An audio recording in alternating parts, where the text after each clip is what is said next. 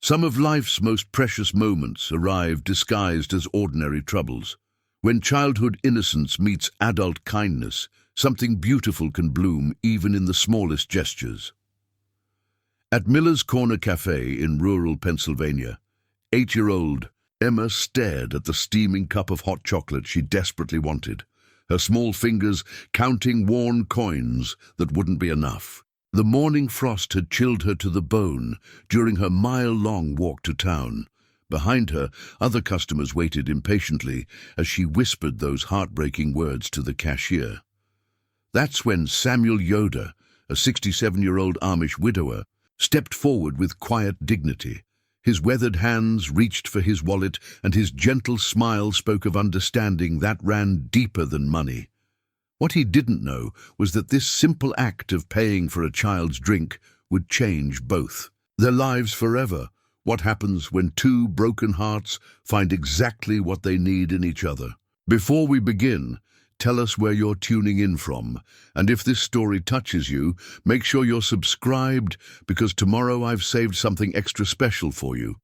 The morning air carried the scent of autumn leaves and wood smoke through the windows of Miller's Corner Café, a humble establishment that had anchored the crossroads of Meadowbrook for 3 generations. Samuel Yoder settled into his usual corner booth, his hand-carved walking stick resting against the worn vinyl seat.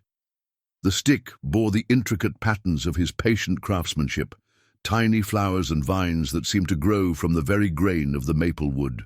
It had taken him months to complete during the long winter evenings after Martha passed, each delicate cut a meditation on memory and loss. At 67, Samuel carried himself with the quiet dignity that came from a lifetime of honest labor and faithful living. His beard, now silver-white, framed a face weathered by Pennsylvania seasons, but softened by eyes that had seen both profound joy and devastating sorrow. The black suspenders over his blue work shirt and the wide-brimmed hat beside him marked him as one of the old order Amish, though his presence in this English establishment raised eyebrows among some of his more traditional neighbors. The café buzzed with its usual morning rhythm. Truckers grabbed coffee before hitting the interstate, local farmers discussed crop prices over eggs and bacon, and retired folks lingered over newspapers and gossip. Behind the counter, Margaret Walsh had been serving the same customers for 20 years, her graying hair pulled back in a practical bun, her smile genuine despite the early hour.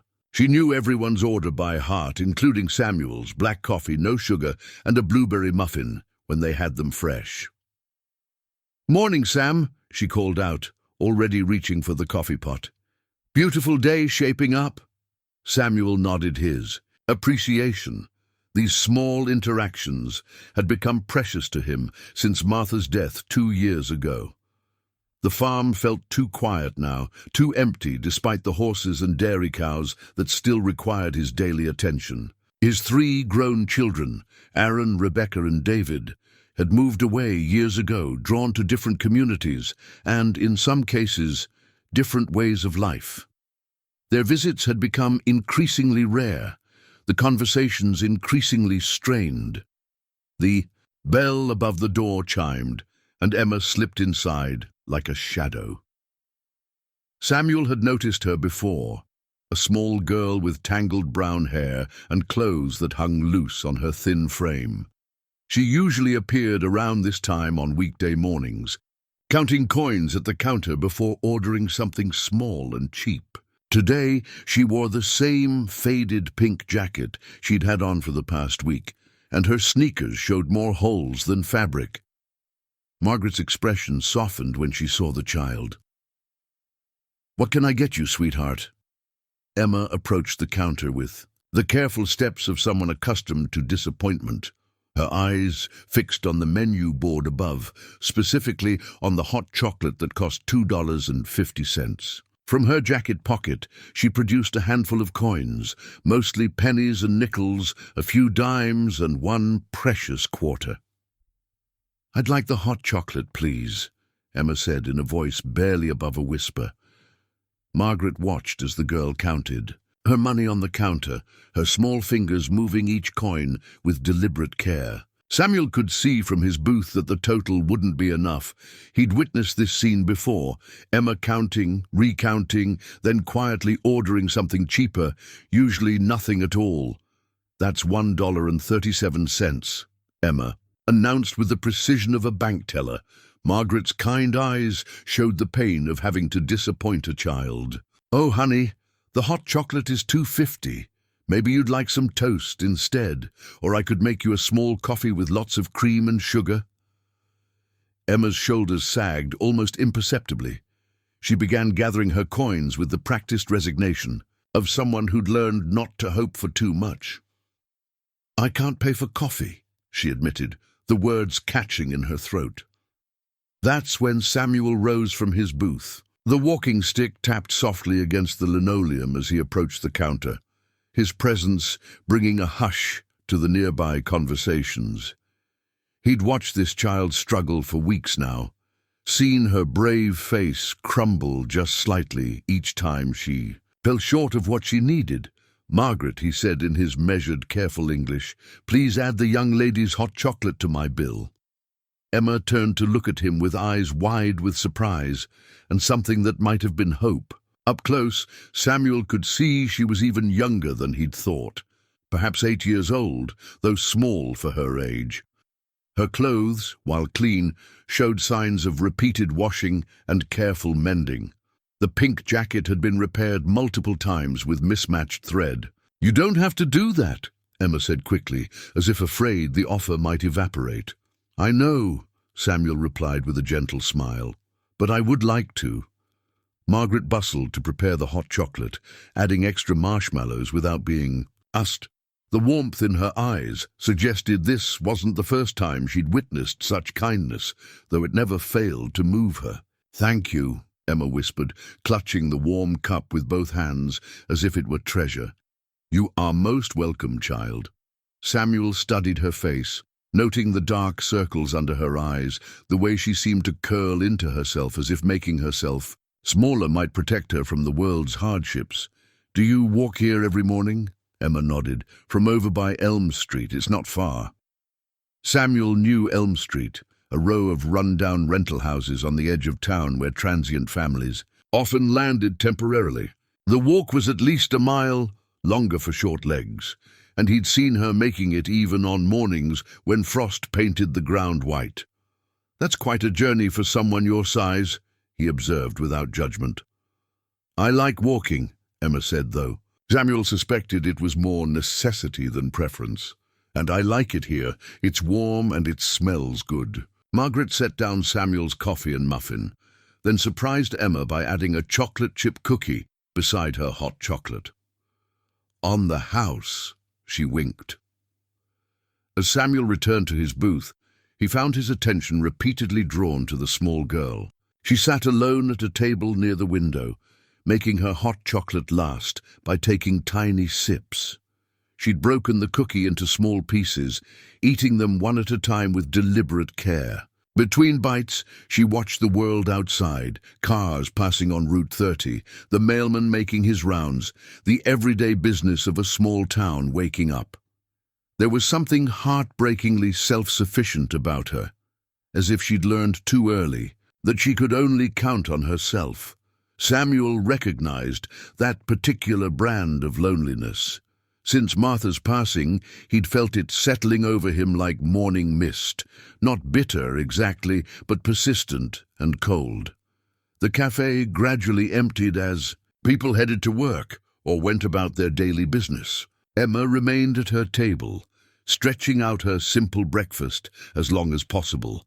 Samuel found himself remembering his own children at that age, the way Rebecca used to save dessert for last, how Aaron would methodically eat around the edges of his pancakes before tackling the center, how little David would talk non-stop during every meal until Martha gently reminded him to eat.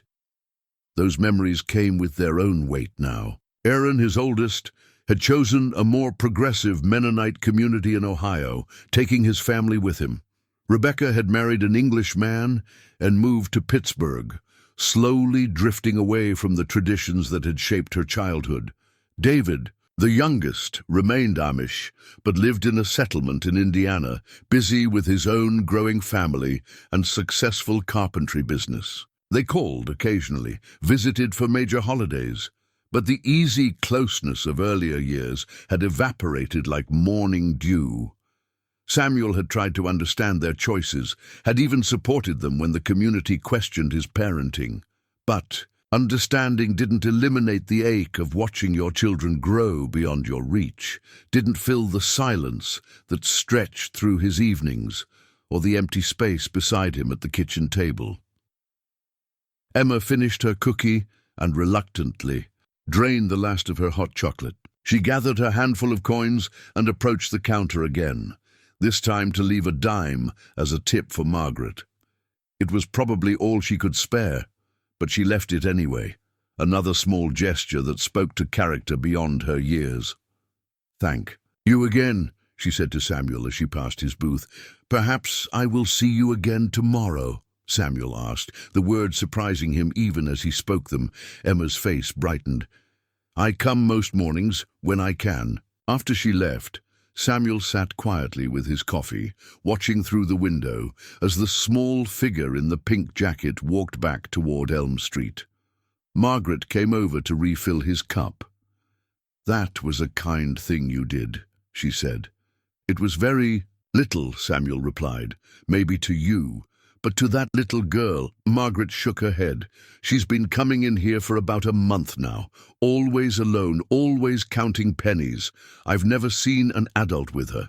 Samuel felt a familiar stirring in his chest, the same protective instinct that had driven him to step out of his buggy during storms, to help stranded motorists, to share his harvest with neighbors facing hard times, to offer comfort at funerals. Even when words felt inadequate, Martha used to call it his soft heart, though she'd always said it with pride rather than criticism. "Does anyone know where she lives? Who cares for her?" he asked. Margaret lowered her voice. "I asked around a little. Seems she lives with her mother in one of those rentals on Elm Street. People say the mother keeps to herself. Doesn't work. Much that anyone can tell. The girl doesn't go to school regular either. Tom Henderson from the school board mentioned it last week." The information settled in Samuel's stomach like cold stones. A child Emma's age should be in school, should have regular meals, should have someone making sure she was warm enough when October mornings turned crisp. The Amish community took such responsibilities seriously. Children were treasured, protected, guided with firm but loving hands. The idea of an 8-year-old walking alone through town, counting pennies for breakfast, ran counter to everything Samuel believed about how children should be cared for.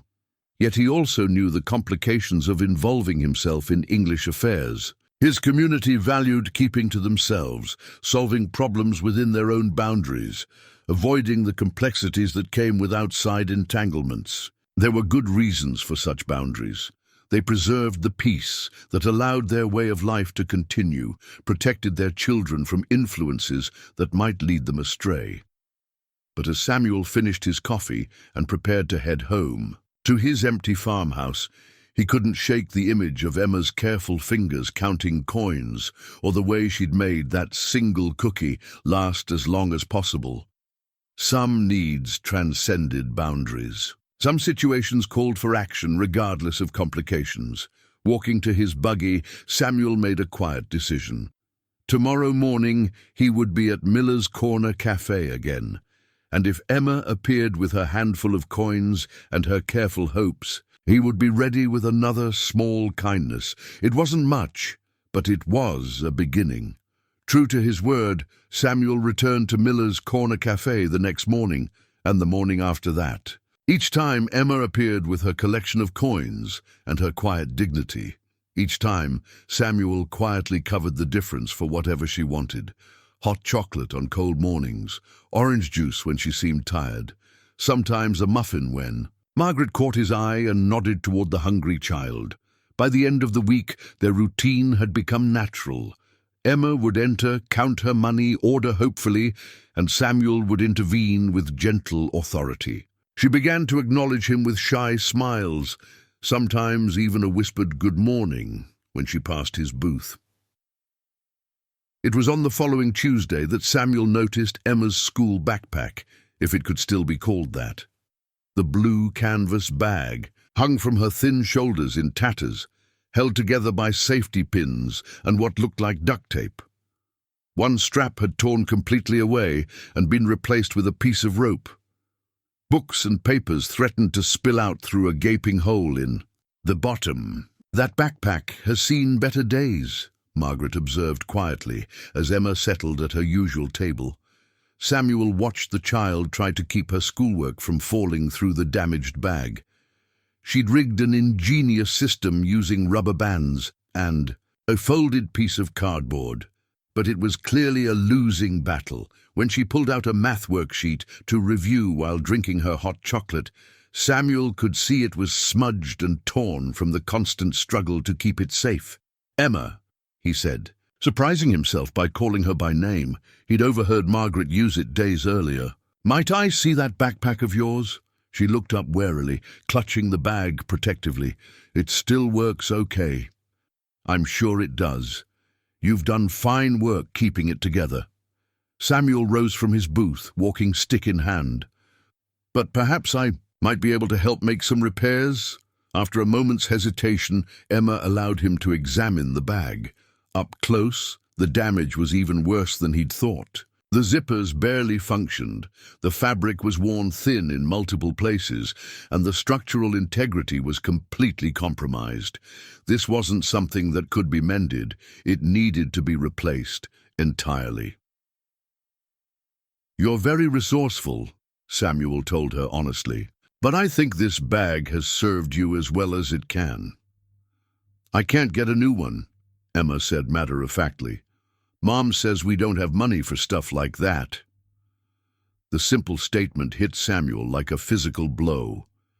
Here was a child accepting that. She couldn't have something as basic as a proper school bag, something that cost perhaps $20 at most. His own grandchildren, when they visited, carried backpacks that probably cost more than Emma's family spent on groceries in a week.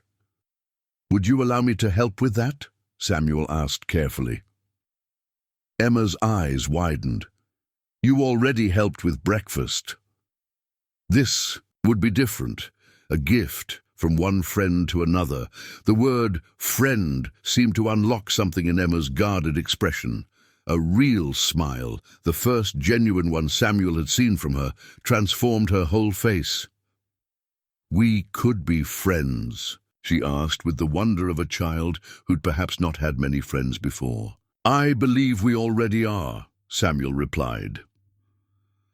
That afternoon, Samuel made an unusual trip to the Walmart in Lancaster, a journey that required hiring an English driver and venturing into a world of fluorescent lights and overwhelming choices. He found the school supplies section and stood bewildered among dozens of backpack options. Finally, he selected a simple but sturdy dark blue bag with padded straps and multiple compartments. While there, he also picked up notebooks, pencils, colored markers, and other supplies he'd noticed Emma lacked. The next morning at the cafe, Emma's reaction to the new backpack was worth every moment of Samuel's discomfort in the bustling store. She ran her small hands over the smooth fabric, tested each zipper with careful reverence, and methodically transferred her belongings from the old bag to the new one. "It's the most beautiful thing I ever had," she whispered. "Learning is a beautiful thing," Samuel replied. "You deserve proper tools for your education." As the days passed, their friendship deepened. Emma began sharing small details about her life. How she sometimes helped her mother with grocery shopping. How she'd learned to make peanut butter sandwiches when she was 6. How she loved to read but didn't own many books. Samuel listened with the patience he'd once shown his own children, asking gentle questions but never prying too deeply. What concerned him, however, were the things Emma didn't say. She never mentioned friends from school, never spoke of birthday, parties or playdates, or the normal social life of an 8-year-old.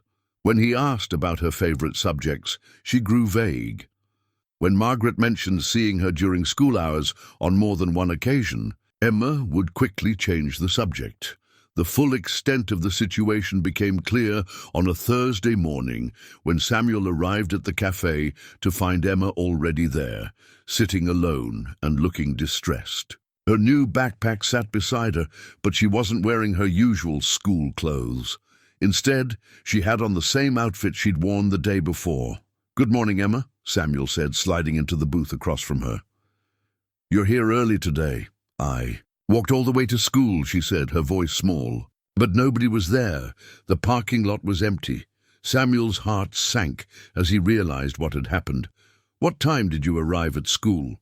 "When the big hand was on the 6 and the little hand was on the 7, Emma said, demonstrating on her wrist as if wearing a watch.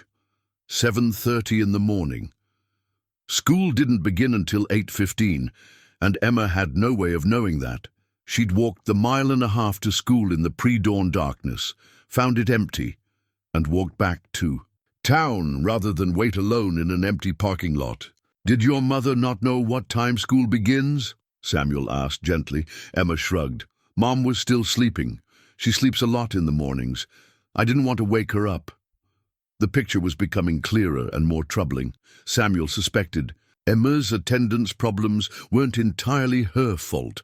A 8-year-old couldn't be expected to manage her own school schedule without adult guidance. The responsibility for getting her to school on time, with proper supplies and preparation, was falling entirely on her small shoulders. "Emma," Samuel said carefully, "would you like me to give you a ride to school this morning? I could speak with your teacher. Make sure you understand the schedule." The relief in her eyes was immediate and profound. "You would do that?" "Of course, child." Samuel hired his usual English driver, John Patterson, to take them to Meadowbrook Elementary. On the way, Emma chatted nervously about her teacher, Mrs. Franklin, and how she sometimes had trouble with math but loved story time. Samuel learned that she'd missed 17 days of school already this year, nearly a month's worth of education lost. After school, Samuel waited in the parking lot. Emma emerged with a group of children, but while the others ran to waiting parents or climbed onto buses, she walked alone toward his hired car. The contrast was stark and painful. A small girl, navigating the world without the safety net that most children took for granted. "How was your day?" Samuel asked as she settled beside him. "Good," Emma said, but he could hear exhaustion in her voice. "Mrs. Franklin said I did real good on my reading test. She said I'm almost caught up to where I should be." Almost caught up, the phrase haunted Samuel as they drove toward Elm Street. This child was clearly intelligent and capable, but she was fighting an uphill battle against circumstances beyond her control. When they reached her street, Emma directed them to a small, weathered house with peeling paint and a sagging front. A porch. The yard was littered with children's toys in various states of disrepair, and several windows showed cardboard patches rather than glass. "Thank you for today," Emma said as she climbed out of the car. "It was the best day I had in a long time." As they drove away, Samuel made a decision that would change everything. He couldn't continue to stand on the sidelines, offering only small kindnesses while this child struggled with fundamental needs. Emma needed consistent support, someone to ensure she got to school, had proper meals, received the guidance and protection every child deserved. The Amish way emphasized community, responsibility, but it also valued keeping to their own. Yet Samuel found himself remembering Martha's words from years past when she'd seen him wrestle with similar dilemmas. "Sometimes, Samuel, God puts people in our path not by accident, but by design. The question isn't whether we're the right people to help, it's whether we have the right heart to try." That evening, Samuel sat in his empty farmhouse and made a plan. Tomorrow, he would do more than buy Emma breakfast. He would begin the delicate process of becoming the steady adult presence she so desperately needed. whatever the cost to his own comfortable routines or his standing in the community. Samuel's commitment to helping Emma began in earnest the next morning. He arrived at Miller's Corner Café 30 minutes earlier than usual, carrying a small cooler that Margaret eyed with curiosity. "Planning a picnic, Sam?" she asked as he settled into his booth. "Something like that," Samuel replied, though his attention was focused on the door. When Emma appeared at her usual time, he was ready. "Good morning, Emma," he called out. "Would you join me for breakfast today?" She approached his table cautiously, still unused to such direct invitations. Samuel opened the cooler and revealed its contents: a thermos of fresh milk from his dairy cows, still warm biscuits wrapped in a clean kitchen towel, homemade strawberry preserves, and slices of the dense, sweet choufle pie that Martha had taught him to make during their early married years. "I made too much," he said, employing the gentle deception his late wife had often used when helping neighbors who might be too proud to accept charity directly. It would be a waste to let it spoil. Emma's eyes widened at the feast before her. "You made all this?" "My wife taught me to cook," Samuel explained, unwrapping the biscuits. The aroma of fresh-baked bread filled their corner of the cafe.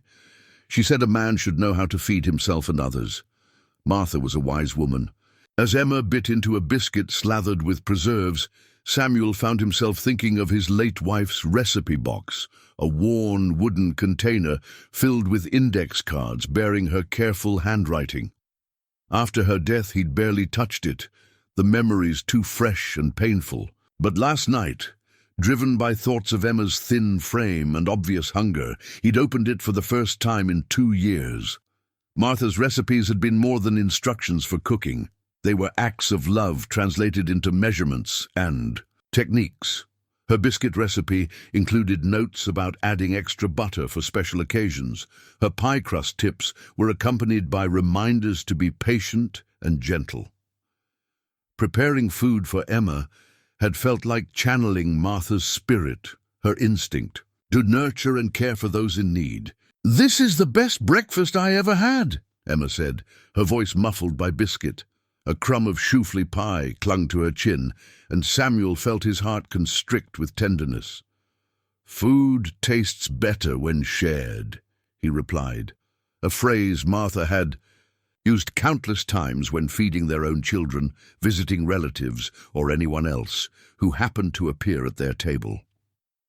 Over the following days, Samuel's morning routine expanded. He began arriving at the cafe with small meals that needed to be eaten, or treats that had been made in too large batches. Emma never questioned these convenient coincidences, accepting each offering with gratitude that broke Samuel's heart.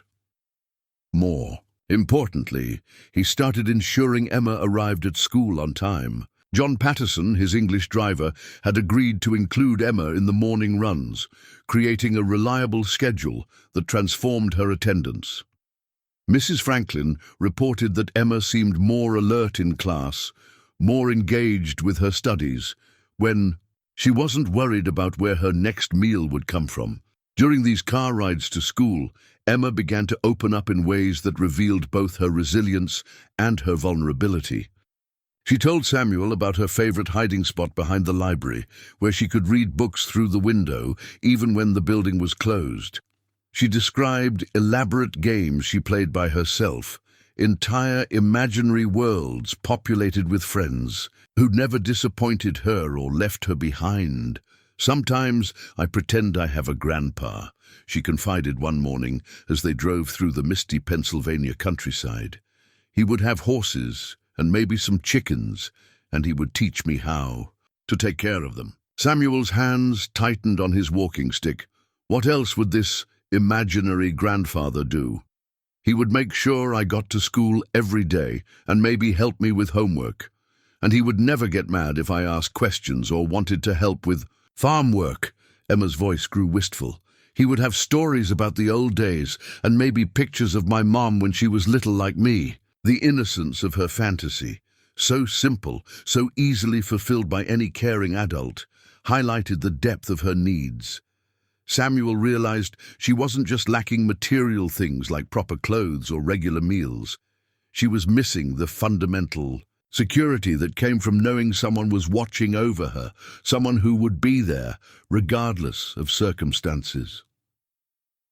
That afternoon, Samuel made a decision that surprised even himself. Instead of having John drive Emma straight home after school, he asked if she would like to see his farm. "You have horses?" Emma asked, practically bouncing in her seat.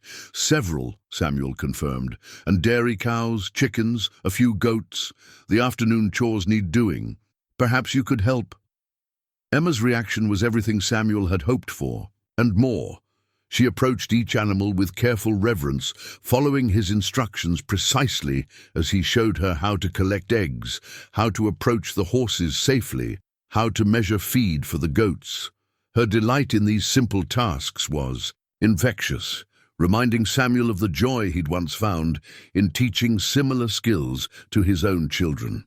"The horses are so big," Emma marveled, standing on her tiptoes to pat the neck of Buttercup, Samuel's gentlest mare.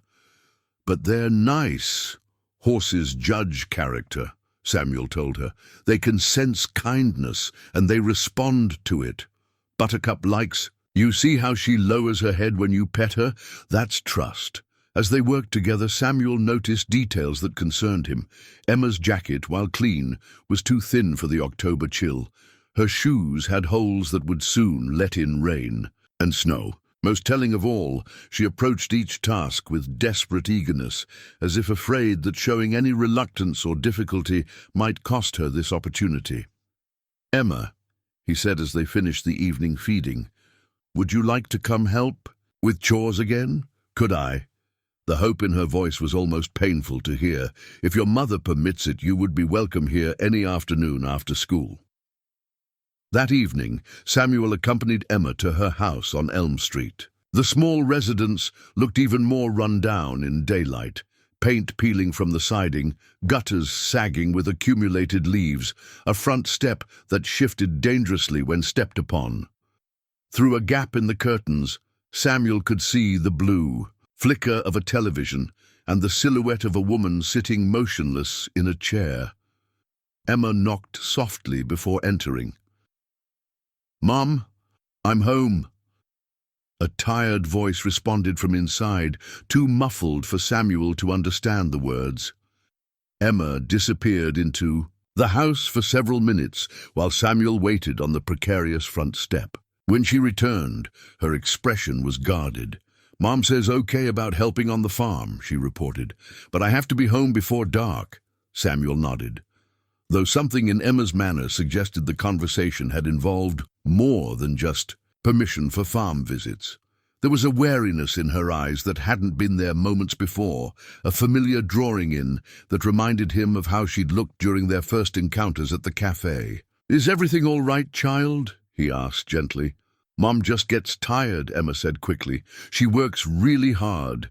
It was another piece of the puzzle, Emma's instinct to protect her mother, to minimize problems, to present everything as normal and manageable. Samuel recognized the behavior from his years of community work, times when families struggled but tried to maintain dignity by downplaying their needs. As he rode home in John's car that evening, Samuel found himself thinking about Martha's recipe box again.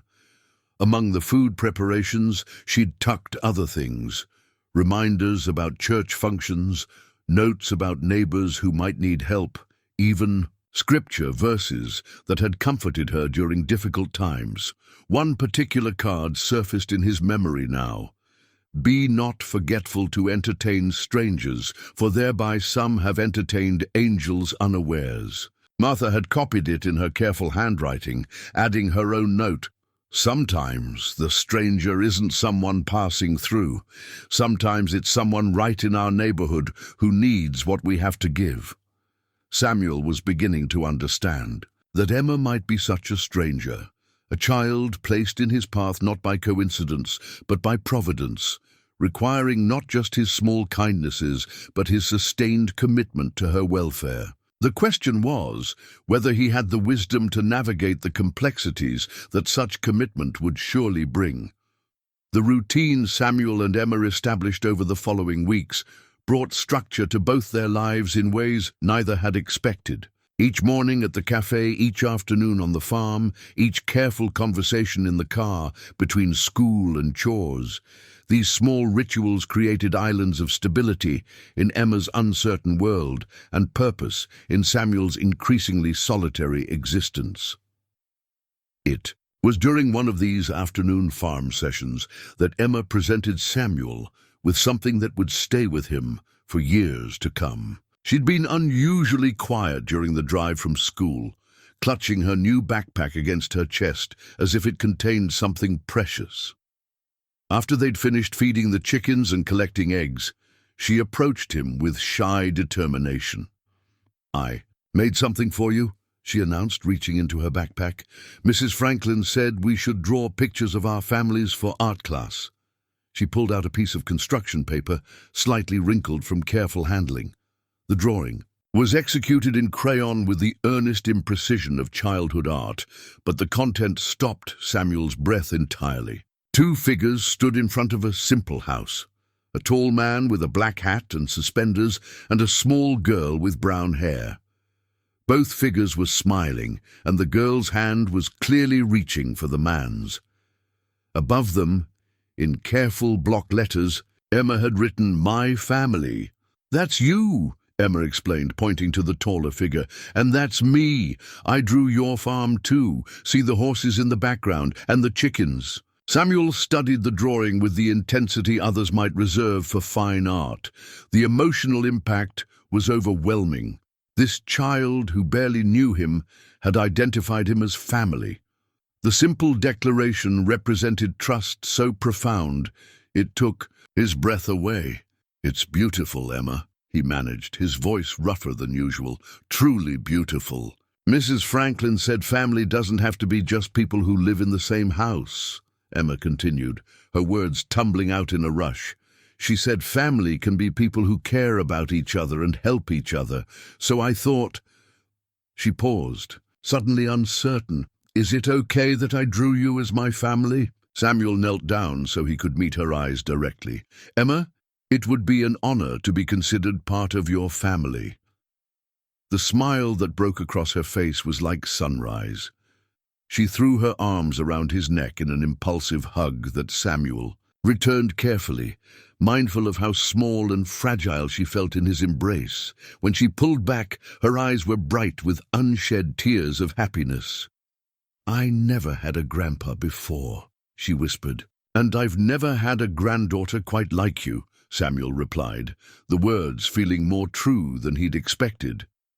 That evening, Samuel carefully placed Emma's drawing on his kitchen table, propped against the sugar bowl where he could see it.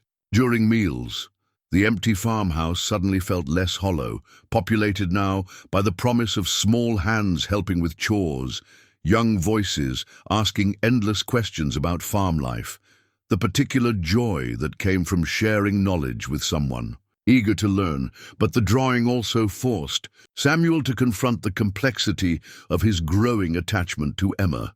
He'd begun to think of her welfare constantly, planning meals that would appeal to her, considering her needs when making decisions about farm work, even rearranging his schedule to accommodate her school hours. These thoughts and adjustments felt natural, even essential, yet they also represented a level of commitment that extended far beyond casual kindness.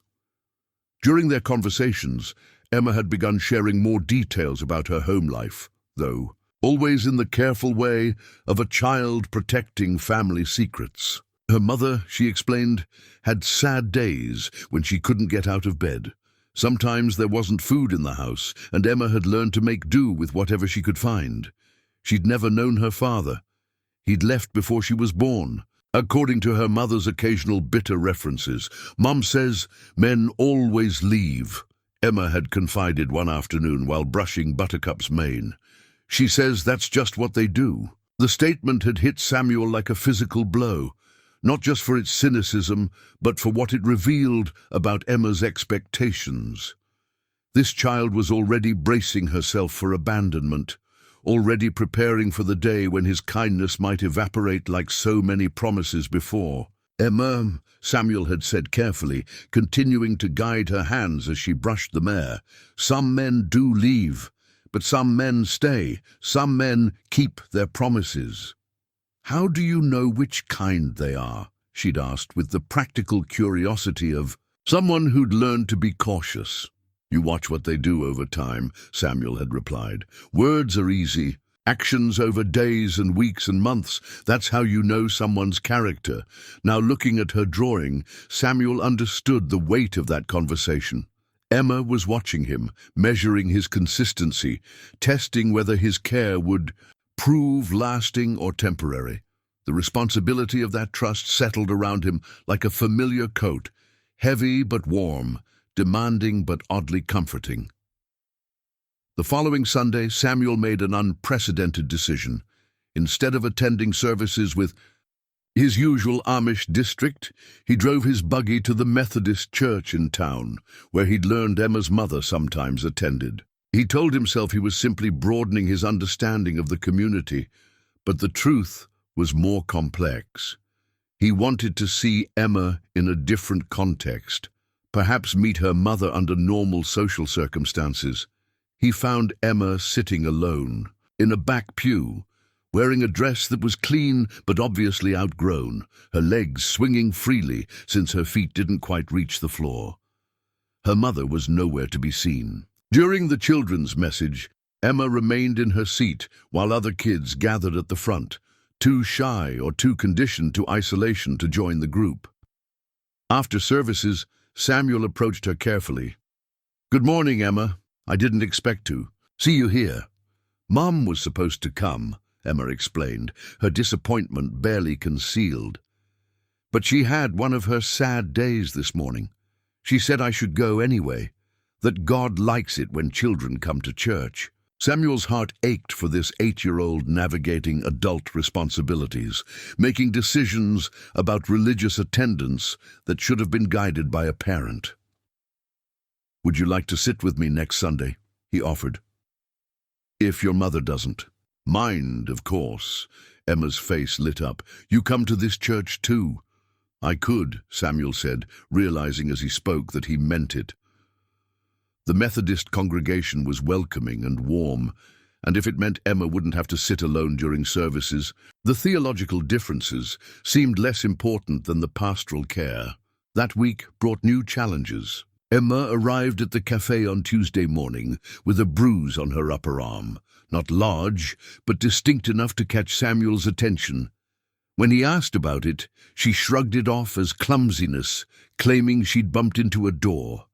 But her eyes didn't meet his when she spoke, and she seemed unusually quiet during their drive to school. Samuel found himself watching for other signs, remembering community discussions about recognizing child welfare concerns. The bruise alone might mean nothing. Children were naturally accident-prone, but combined with Emma's overall situation, it raised questions he wasn't sure how to address. On Wednesday, Emma's teacher, Mrs. Franklin, approached Samuel after school with visible concern. "I need to ask you about Emma's home situation," she said quietly, while Emma gathered her things in the classroom. "She fell asleep during math class today, and when I gently woke her, she seemed disoriented. She mentioned having trouble sleeping because of loud voices at home." Samuel felt ice forming in his stomach. What kind of loud voices? She wouldn't elaborate, just said her mom gets upset sometimes and talks loudly to people on the phone. "But Samuel—" Mrs. Franklin lowered her voice further. "I'm worried about more than just sleep deprivation. Emma's been hoarding food from lunch, stuffing crackers and fruit into her pockets. When I asked about it, she said it was for later, just in case." The picture Mrs. Franklin painted was of a child living in constant uncertainty, never sure when her next meal might come, never confident that the adults around her would remain stable and predictable. Samuel thought of his own grandchildren, who took security so completely for granted they complained when dinner was 15 minutes late. "What can be done?" Samuel asked. "Officially, I'm required to report certain concerns to social services, but Emma begged me not to. She's terrified of being taken away from her mother. She seems to think you're helping her situation improve." Mrs. Franklin studied Samuel's face carefully. "Are you able to continue providing that support?" "Yes," Samuel said without hesitation. "Whatever she needs." That afternoon, instead of the usual farm chores, Samuel took Emma to town for what he called errands, but what was actually a careful shopping trip. He bought her warmer clothes, a proper winter coat, sturdy boots, sweaters and pants that fit properly. He also stocked up on non-perishable foods that she could easily prepare for herself: peanut butter, crackers, juice boxes, fruit cups. "This is too much," Emma protested as the shopping bags accumulated, but her eyes were bright with wonder at having things that belonged specifically to her. "Nonsense," Samuel replied. "Her grandfather is supposed to spoil his granddaughter a little." The word granddaughter slipped out naturally, and Emma's resulting smile justified every penny spent. But as they loaded the packages into John's car, Samuel realized he'd crossed another line in his commitment to this child. He was no longer just helping.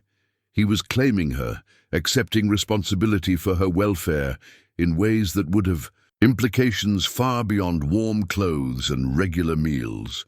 That evening, as Samuel sat in his kitchen looking at Emma's family drawing, he thought about Martha and what she would have said about his growing involvement. She'd always had strong opinions about helping children, believing that adult comfort mattered, less than childhood security.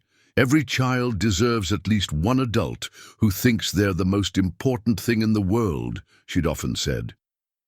Samuel was beginning to understand that he'd become that adult for Emma, whether he'd planned it or not. The question now was whether he had the wisdom and strength to handle everything such a role might require. Samuel's commitment to Emma deepened as November brought the first serious cold snap to Pennsylvania. He'd begun keeping Martha's old sewing kit in the kitchen, a wooden box filled with needles, thread, and small scissors that had once been used for mending the family's clothes. The kit held memories of quiet evenings when Martha would sit by the kerosene lamp, repairing tears and reinforcing worn spots with the patience that came from understanding that caring for things properly made them last longer. Now, Samuel found himself using those same skills for Emma. Her new clothes helped, but her older garments still needed attention. Small tears mended, buttons reattached, hems adjusted. The work felt like meditation, each careful stitch a prayer for this child's well-being. When Emma discovered him repairing her favorite sweater one afternoon, her amazement touched him deeply. "You can sew?" she asked, watching his fingers guide the needle with practiced precision. "Martha taught me," Samuel explained. "She said a person should know how to care for what they have, whether it's clothes or animals or relationships." Emma settled beside him at the kitchen table, fascinated by the process. "Could you teach me? Would you like to learn?" "Yes, please. Then I could fix my own things and maybe help other people too." The simple request opened another door in their relationship. Samuel began teaching Emma basic sewing techniques during their afternoon sessions, guiding her small fingers as she learned to make even stitches, to match thread colors, to reinforce stress points where fabric wore thin. She approached the lessons with the same focused intensity she brought to farm chores, determined to master each skill completely before moving to the next. "You have patient hands," Samuel observed one afternoon as Emma carefully hemmed a dishcloth for practice. "That's a gift not everyone possesses." Emma glowed at the praise. "Mom says I'm good at fixing things. She says I can make anything last longer." The comment revealed another facet of Emma's home life, her role as the family problem solver, the one responsible for making limited resources stretch as far as possible. Samuel had noticed this tendency before, the way Emma automatically took responsibility for situations beyond her control, as if her 8-year-old capabilities should be sufficient to manage adult problems. but their peaceful routine was beginning to attract attention from the broader community. Margaret at the café had started making knowing comments about Samuel's little helper, and other regular customers had begun to notice Emma's daily presence at his booth. Most reactions were positive. Older folks smiled at their friendship, and several women had approached Samuel to praise his kindness to the child. Not all attention was welcome, however. Samuel began noticing whispered conversations that stopped when he entered rooms, meaningful looks exchanged between community members, the kind of gossip that spread through small towns like ripples in still water. The situation became more complicated. When Emma's mother, Diane, began asking Emma direct questions about her time with the old Amish man, Emma reported these conversations with obvious anxiety, clearly caught between her loyalty to her mother and her gratitude to Samuel. "Mom wants to know what we do at your farm," Emma said one afternoon as they walked between the chicken coop and the barn. "She asked if you ever touch me wrong or say things that make me uncomfortable." Samuel stopped walking, the implication of Diane's questions hitting him like a physical blow. In his desire to help Emma, he hadn't fully considered how his actions might appear to others. An unmarried older man spending significant time with a vulnerable child, providing gifts and attention that might seem inappropriate to those who didn't understand his motivations. "Emma," he said carefully, "your mother is right to ask those questions. It's important that adults who spend time with children behave properly and respectfully." "But you do," Emma said quickly. "You're always nice and you never make me feel scared or uncomfortable. I'm glad to hear that. But your mother doesn't. Know me well, and she's being protective of you. That's what good mothers do." Samuel knelt down to Emma's level. "If anyone, makes you feel uncomfortable or asks you to keep secrets or touches you in ways that don't feel right, you should tell a trusted adult immediately. Do you understand?" Emma nodded solemnly. "You mean like how Mrs. Franklin taught us about stranger danger?" "Exactly like that. The rules apply to everyone, even people you know and trust." That evening, Samuel made a difficult decision. He asked John Patterson to drive him to Emma's house so he could speak directly with Diane. It was time to address the situation openly rather than allowing suspicion and misunderstanding to fester. Diane answered the door after several minutes of knocking, and Samuel's first impression was of a woman overwhelmed by circumstances beyond her control. She was younger than he'd expected, perhaps 30, with Emma's brown hair and similar delicate features. But where Emma radiated resilience despite her challenges, Diane seemed defeated, her clothes wrinkled and her eyes red-rimmed with exhaustion. "Or tears. You're the Amish man," she said without preamble, "the one who's been giving my daughter things." "My name is Samuel Yoder," he replied with respectful formality. "I wondered if we might speak about Emma's welfare." Diane's expression grew defensive. "Emma's fine. She doesn't need charity from strangers." "I understand your concern," Samuel said carefully, "but Emma and I have become friends, and I care about her well-being. I wanted to assure you that my intentions are honorable, and to discuss how I might continue helping her in ways that give you peace of mind." After a long moment, Diane stepped aside to let him enter. The living room was sparse but clean, furnished with obviously second-hand items that had been arranged with care. Emma sat at a small table in the corner, working on homework with the supplies Samuel had purchased, her new winter coat hanging carefully on the back of her chair. "Emma talks about you constantly," Diane said, settling into a worn armchair. "Samuel this, Samuel that. It's like she thinks you hung the moon." Samuel could hear both gratitude and resentment in her voice. Appreciation for someone caring about Emma, but also the pain of knowing a stranger was providing what she couldn't. "Emma is a remarkable child. She's intelligent, responsible, and kind. You should be proud of how you've raised her." Diane's composure cracked slightly. "I try. God knows I try. But everything's been so hard since..." She glanced at Emma, who was pretending to focus on her homework, but obviously listening. "Since her father left. Some days I can barely get out of bed, let alone make sure she has everything she needs." The admission hung in the air between them, raw and honest. Samuel recognized the courage it had taken for Diane to acknowledge her struggles to a virtual stranger. "Many people need help sometimes," Samuel said gently. "There's no shame in accepting support when it's offered with good intentions." "But what do you want in return?" Diane asked bluntly. "Nobody does this much for someone else's kid without wanting something." Samuel considered the question carefully. "I lost my wife 2 years ago. My own children live far away and visit rarely. Emma has brought joy back into my life at a time when I needed it very much. If anything, she's helping me more than I'm helping her." Diane studied his face with the intensity of a mother assessing potential threats to her child. "Emma says you teach her things. Farm work, sewing, cooking. Skills that might serve her well in life," Samuel confirmed. "She's eager to learn and careful with responsibility. And you've never," Diane's voice caught, "you've never touched her inappropriately or said anything that made her uncomfortable."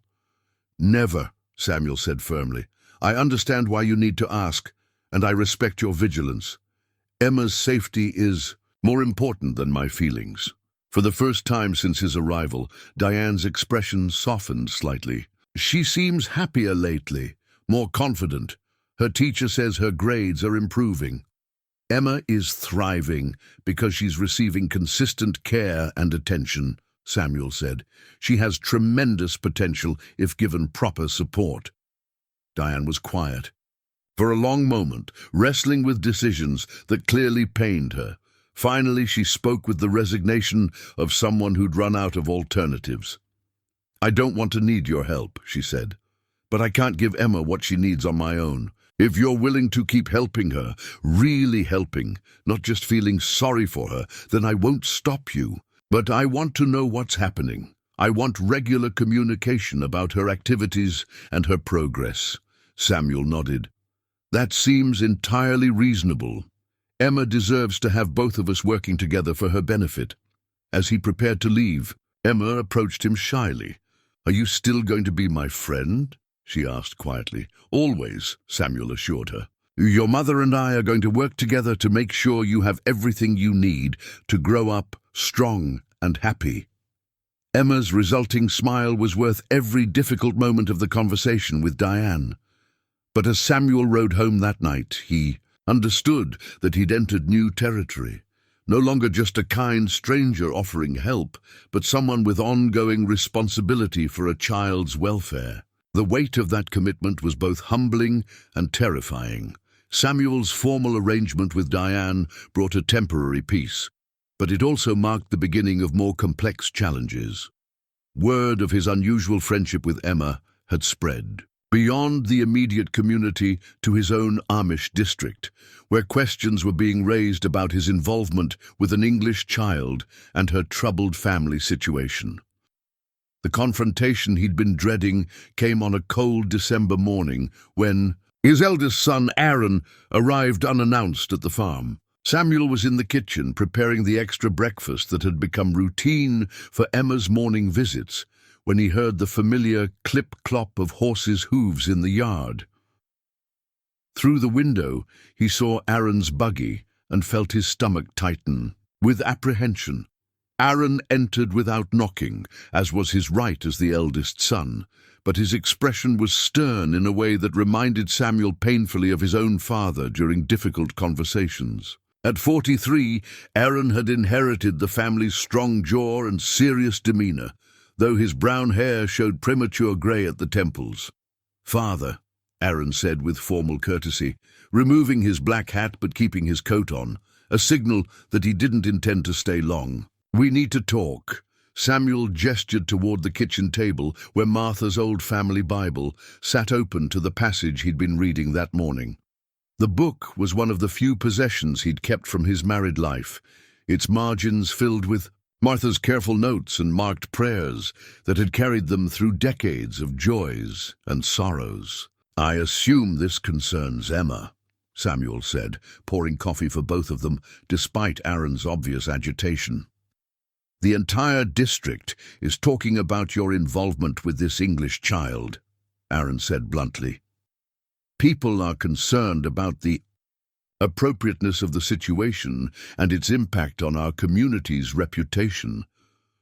Samuel had expected this conversation, but hearing the criticism voiced by his own son still stung. "Emma is a child in need. Our faith teaches us to care for those who cannot care for themselves. Our faith also teaches us about proper boundaries," Aaron countered. "You're spending more time with this stranger's child than you ever spent with your own grandchildren. You're providing her with things her own mother should provide. People are questioning your judgment." The accusation about his grandchildren hit particularly hard because it contained a grain of truth. Samuel's relationship with Aaron's children had become formal and distant over the years, limited to holiday visits and stilted conversations about school and church activities. He'd never developed the natural, easy bond with them that had grown so quickly with Emma. "My grandchildren have loving parents and stable homes," Samuel said carefully. "Emma has none of those advantages." "That's not your responsibility," Aaron insisted.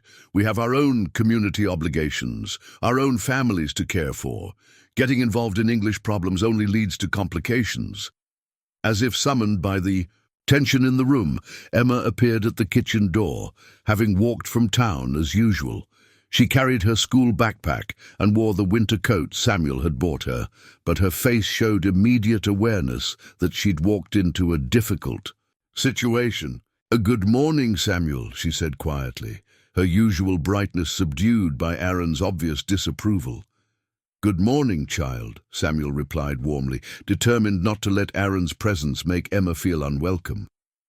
"Have you had breakfast?" "A little," Emma said, though Samuel suspected this meant she'd found crackers or cereal at home, if anything at all. Aaron watched this interaction with growing frustration. "Father, we're in the middle of a private conversation." Emma's face flushed with embarrassment, and she began backing toward the door. "I can come back later." "No," Samuel said firmly, rising from his chair. "You're always welcome here, Emma. Aaron, perhaps we could finish our discussion outside." But Aaron had apparently reached the limit of his patience. "This is exactly what I'm talking about," he said, his voice rising. "You're putting this stranger's needs ahead of your own family's concerns. Do you realize how this looks to our community? Do you care about the example you're setting?" Emma's eyes filled with tears at the harsh words, and Samuel felt anger rising in his chest, a rare emotion for a man who'd spent decades practicing patience and forgiveness. "Aaron, that's enough." "Is it true what people are saying?" Aaron pressed on, seemingly unaware of Emma's distress. "That you're considering legal guardianship? That you're thinking about taking responsibility for raising an English child?" The question hung in the air like an accusation. Samuel hadn't actually considered formal guardianship, but hearing the possibility voiced aloud, he realized it wasn't entirely unthinkable. If Diane's situation continued to deteriorate, if Emma's needs continued to grow, some kind of legal protection might become necessary. "I haven't made any such decisions," Samuel said truthfully, "but I will not abandon a child who depends on me simply to avoid community gossip." Aaron's expression hardened. "Then you're choosing this stranger over your own family. Because if you continue down this path, you'll face consequences within the district. People are already talking about shunning." The word hit Samuel like a physical blow. Shunning, formal exclusion from the community that had shaped his entire life, was the ultimate punishment for those who violated Amish principles. To be shunned meant losing not just social connections, but spiritual fellowship, business relationships, even the ability to share meals with other members of the faith. Emma, who had been listening to this exchange with growing distress, suddenly spoke up in a small voice. "I don't want to cause trouble. Maybe I shouldn't come here anymore."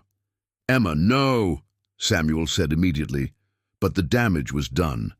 She was already retreating toward the door, tears streaming down her face. "I'm sorry," she whispered, and then she was gone, running across the frost-covered yard toward the road that led back to town.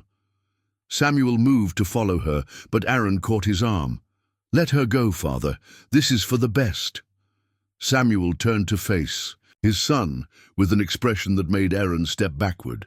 "That child has been abandoned by her father, neglected by circumstances beyond her control, and failed by adults who should protect her. I will not be another person who turns away when she needs help, even if it costs you your place in our community," Aaron asked.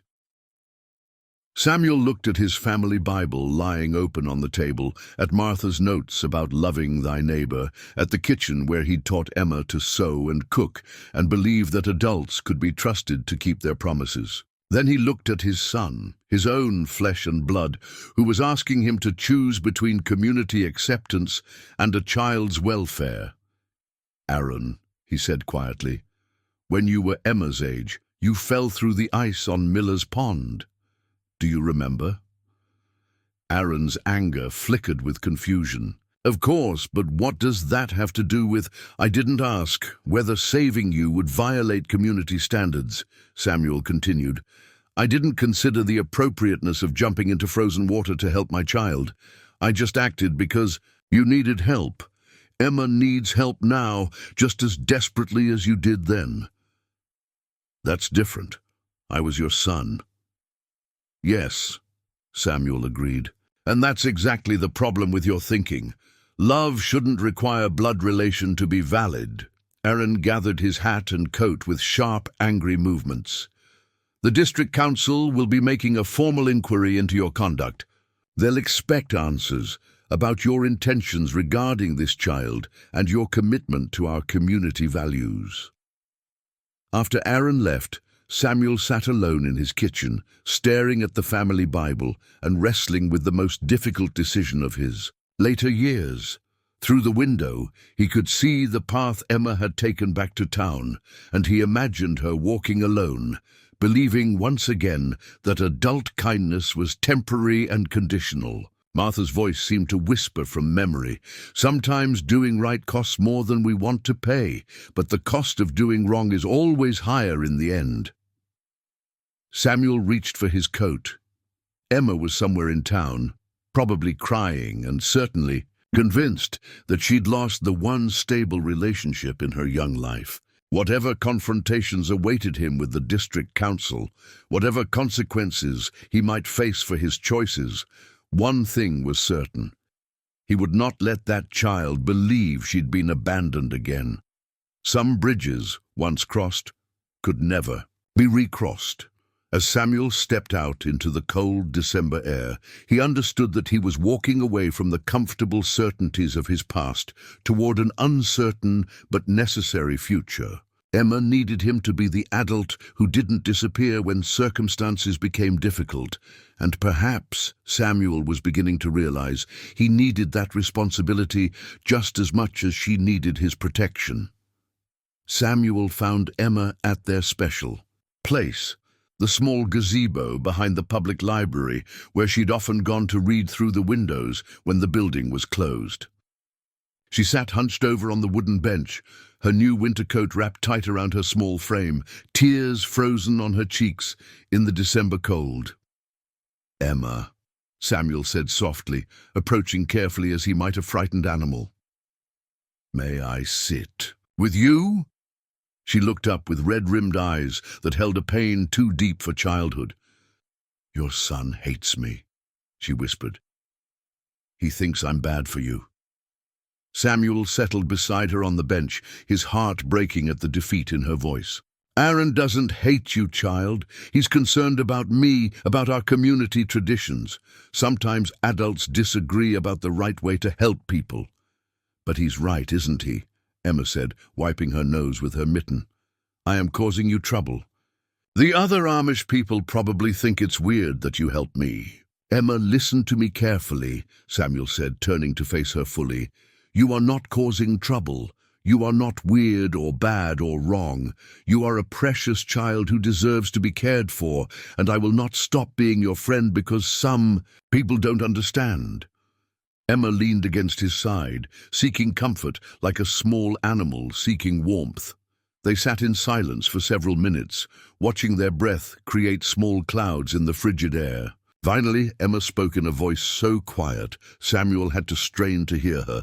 I have a secret, she said, a big one. I think maybe you should know it before you decide if you still want to be my friend. Something in her tone made Samuel's chest tighten with apprehension. You can tell me anything, Emma. Secrets sometimes become lighter when shared with someone who cares about you. Emma was quiet for so long that Samuel wondered if she'd changed her mind. When she finally spoke, her words came out in a rush, as if she needed to say them quickly before losing courage. Diane isn't really my mom, she said. She's my aunt. My real mom and dad died in a car accident when I was 6, but I'm not supposed to tell anyone because Diane says people might take me away if they know the truth. The revelation hit Samuel like a physical blow. Emma had been living with an aunt who presented herself as her mother, keeping the truth hidden for reasons that were now becoming disturbingly clear. Emma, Samuel said carefully, where did you live before the accident? Who were your real parents? My real name is Emma Catherine Morrison, she said, as if reciting something she'd memorized. My dad was James Morrison, and my mom was Sarah Morrison. They lived in a big house in Lancaster, and Dad worked at a bank. Mom stayed home with me, and we had a garden and a swing set in the backyard. Samuel's mind raced as he processed this information. The Morrison family. He remembered reading about the accident in the local newspaper 2 years ago. A young couple killed in a winter collision, leaving behind a daughter. There had been speculation about what would happen to the child, but then the story had disappeared from public attention. Emma, what happened after your parents died? How did you come to live with Diane? Diane came to get me from the people who were taking care of me temporary, Emma explained. She said she was my mum's sister and that I would live with her now. But she said I had to call her mum and never tell anyone she wasn't really my mother, because social services might not let me stay with her if they knew she was just my aunt. The story was becoming clearer and more troubling.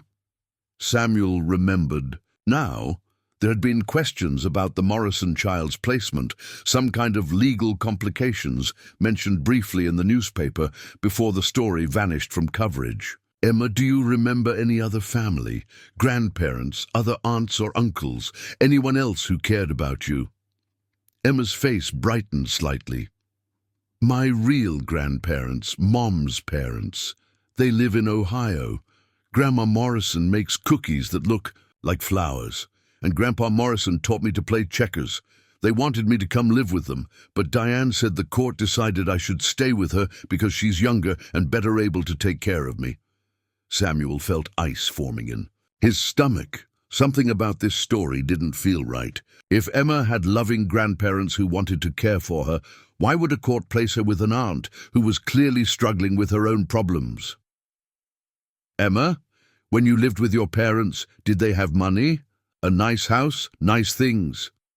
Oh, yes, Emma said with the first genuine happiness Samuel had heard in her voice all morning. We had a big house with a fence around the yard, and I had my own room with pink walls and a bookshelf full of stories. Dad said we were saving money for me to go to college someday. The pieces were falling into place in Samuel's mind, forming a picture that made him sick with anger and understanding. Emma's parents had clearly been well off, which likely meant there was money, insurance policies, inheritance, assets that should have been used for Emma's care. Emma, has Diane ever mentioned money that your parents left for you? College funds or savings accounts? Emma looked confused. She says we don't have any money.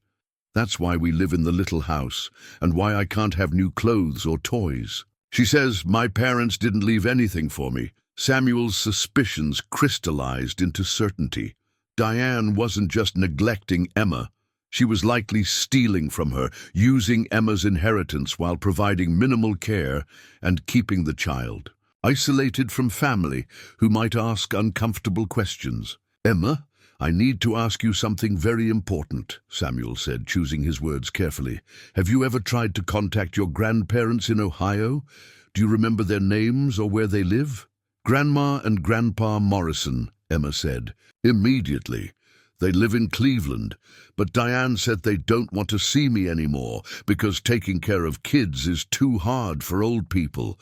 She said they asked her to take me so they wouldn't have to worry about me." Samuel felt rage building in his chest, not the quick anger he'd felt with Aaron, but the deep, cold fury that came from witnessing injustice against the innocent. Diane had not only stolen Emma's inheritance, but had deliberately cut her off from loving family members who probably had no idea where she was or how she was living. "Emma," he said, forcing his voice to remain calm, "I want you to know that your grandparents didn't abandon you. Adults sometimes lie to children about complicated situations, and I think Diane has been lying to you about many things." Emma's eyes widened with a mixture of hope and fear. "Are you saying my grandparents might still want me?" "I think it's very possible," Samuel said. "But discovering the truth will take some investigation, and it might mean big changes in your life. Are you prepared for that?" Emma was quiet for a long moment, processing possibilities that were clearly overwhelming for an 8-year-old mind. When she spoke, her voice held a maturity that broke Samuel's heart. "If my real family wants me, if they have money to take care of me properly, then maybe I should be with them instead of causing problems for you and Diane." "Oh, child," Samuel said, pulling her into a gentle hug, "you don't cause problems. You deserve to be with people who can give you the love and security you need, whether that's your grandparents or someone else entirely." "But what about you?" Emma asked, her voice muffled against his coat. "If I go live with my grandparents, will I still be able to visit you and help with the farm?" Samuel's throat tightened as he realized the full implications of what discovering the truth might mean. If Emma had loving grandparents in Ohio who'd been searching for her, if there was inheritance money that could provide for her education and future, then the right thing would be to reunite her with her real family. But doing so would mean losing the child who had brought such purpose and joy back into his life. "Emma, sometimes doing the right thing means making sacrifices," he said gently. "If your grandparents can give you the life your parents wanted for you, then that's what should happen, even if it means we don't see each other as often." Emma pulled back to look at his face. "But you'll still be my friend, even if I live far away?" "Always," Samuel promised. "Distance doesn't change love, Emma. Nothing could ever change how much you mean to me." As they walked back toward town together, Samuel's mind was already working through the steps he'd need to take. He would have to contact the Morrison family in Ohio, involve legal authorities to investigate Emma's situation, potentially expose Diane's deception. The process would likely be complicated, expensive, and emotionally difficult for everyone involved. But looking at Emma's small hand tucked trustingly into his, Samuel knew he had no choice. This child deserved to know the truth about her family, deserved to have the inheritance her parents had intended for her, deserved to be loved by people who could provide for her future without struggling to meet her basic needs, even if it meant saying goodbye to the granddaughter of his heart. Samuel would make sure Emma found her way back to the family who had never stopped loving her. The decision to uncover the truth about Emma's situation required Samuel to step further outside his comfortable Amish world than he'd ever imagined possible. That evening, he made a purchase that would have shocked his community even more than his friendship with Emma, his first cellular phone. The device felt foreign in his weathered hands as John Patterson helped him set it up in the parking lot of the electronics store. Samuel had watched other people use these small computers, but holding one himself felt like crossing into an alien landscape of beeping sounds and glowing screens. "It's not as complicated as it looks," John assured him, showing Samuel how to make calls and access the internet. "Think of it as a very small telephone that can also help you find information." Samuel's first priority was locating the Morrison family in Cleveland. Using the phone's internet capability, a concept that still amazed and slightly frightened him, he found several James Morrison listings in the Cleveland area. After 3 wrong numbers and increasingly awkward conversations, he finally reached Robert Morrison, James's father and Emma's grandfather. "I'm calling about Emma Morrison," Samuel said carefully, unsure how to begin such a momentous conversation. The silence on the other end stretched so long that Samuel wondered if the call had been disconnected. When Robert Morrison finally spoke, his voice was thick with emotion. "Emma? Our Emma? Do you know where she is? We've been searching for her for 2 years." The raw pain in the older man's voice confirmed Samuel's worst suspicions. Emma's grandparents hadn't abandoned her. They'd been looking for her all this time. "She's safe," Samuel said quickly. "She's been living in Pennsylvania with a woman named Diane, who claims to be her mother." "Diane Walsh," Robert said, his voice hardening. "Sarah's half-sister. She disappeared with Emma right after the custody hearing. We've had private investigators searching 3 states. Where exactly are you calling from?" Samuel provided the details, and Robert Morrison promised to be in Pennsylvania within 24 hours. The conversation that followed revealed the full scope of Diane's deception. Emma's parents had indeed left substantial assets, life insurance, savings accounts, and a trust fund that should have provided comfortably for Emma's upbringing and education. Diane had been named as a potential guardian in the event of catastrophe, but only until permanent custody could be determined. Instead of participating in the legal process, Diane had taken Emma and vanished, apparently accessing some of the estate funds through forged documents and identity fraud. The Morrisons had been fighting through courts and private investigators ever since, following dead-end leads and false sightings across multiple states. "That little girl is everything to us," Robert Morrison said, his voice breaking. "She's all we have left of James and Sarah. We've never stopped looking, never stopped hoping." Samuel arranged to meet the Morrisons the next evening, but first, he needed legal advice about how to handle such a complex situation.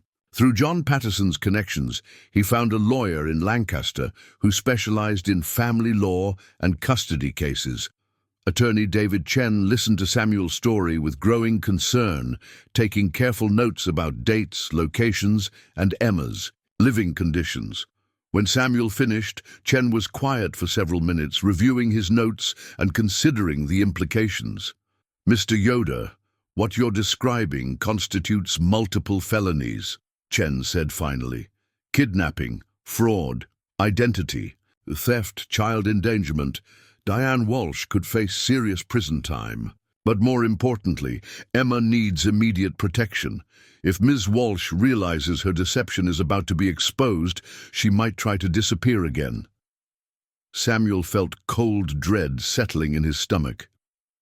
"What should I do?" "We need to involve law enforcement and child protective services immediately. Emma can't remain in that home once the investigation begins. Do you know of any safe places she could stay temporarily while custody is resolved?" "She could stay with me," Samuel said without hesitation. "I have space, and she trusts me." Chen looked surprised. "Mr. Yoder, you're not a relative, and frankly, your living situation, unmarried Amish man with no children at home, might not meet conventional foster care standards. It would be unusual for authorities to place her with you. Then what happens to her? Samuel asked, dreading the answer. Most likely temporary foster care with an approved family while the grandparents' custody petition moves through the courts. It could take weeks or even months to resolve. The thought of Emma being placed with strangers after everything she'd endured made Samuel's chest tighten with protective fury. This child had already lost her parents, been lied to by her aunt, isolated from her real family. Now she would have to endure another disruption, another period of uncertainty with people she didn't know. There might be one option, Chen continued thoughtfully. If the biological grandparents support your temporary custody, if you're willing to undergo emergency foster care evaluation, and if Emma specifically requests to stay with you, a judge might consider it. But it would require you to meet state requirements for foster parents, background checks, home inspections, training courses. Samuel thought about his quiet farmhouse, his established routines, the Amish community that was already questioning his choices. Becoming a licensed foster parent would mean even greater scrutiny, more involvement with English authorities, further separation from his traditional way of life.